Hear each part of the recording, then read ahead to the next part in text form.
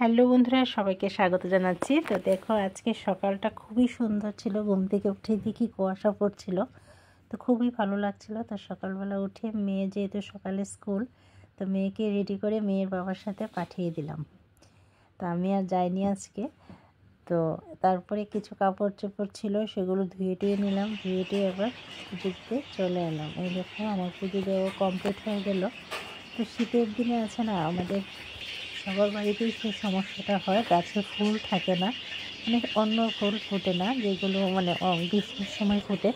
তো শীতের সময় গাঁদা ফুল দিয়ে পূজা দেওয়া হয়।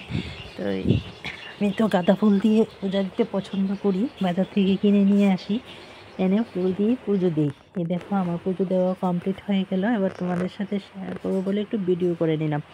তো আমার পুজো দেওয়া ফাঁকেই রৌদ্রটা একটু ঝিলিমিলি দিয়ে উঠলো। তো এবার ছাদে কাপড়গুলো ছড়াতে চলে গেলাম। এই দেখো, ছাদে মোটামুটি কাপড় ছড়িয়েও দিয়েছি এখানে।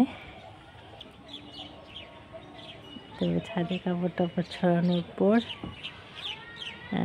কাপড় টাপড় মানে রৌদ্রটা দেখে মানে খুবই ভালো লাগছিলো। প্রথমে তো মনটা খারাপ হয়ে গিয়েছিল, তো তারপরে আবার রৌদ্রটা দেখে ভালোই লাগছিলো। তো এবার দেখো, আমার সব মোটামুটি কাপড় ছড়ানো কমপ্লিট হয়ে গেছে। তো এইসব করতে করতে আমার স্কুলের টাইম হয়ে যাবে, আবার মেয়েও স্কুল থেকে চলে আসবে। তাই আজকে আর রান্নাঘরে যাইনি, রান্নার কাজটা আর করিনি।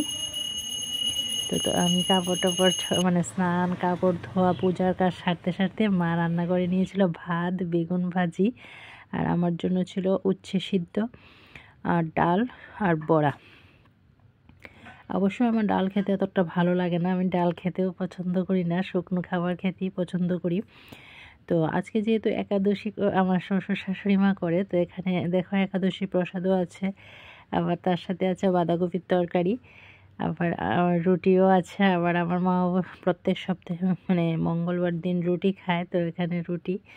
আবার আমার মেয়ের জন্য করেছে, মেয়ে আবার ঝোল খেতে পছন্দ করে তরকারি, তো মেয়ের জন্য পটল আলুর ঝোল, আর শীতের দিনে সব সবজি দিয়ে নিরামিষ তরকারি। Bye bye.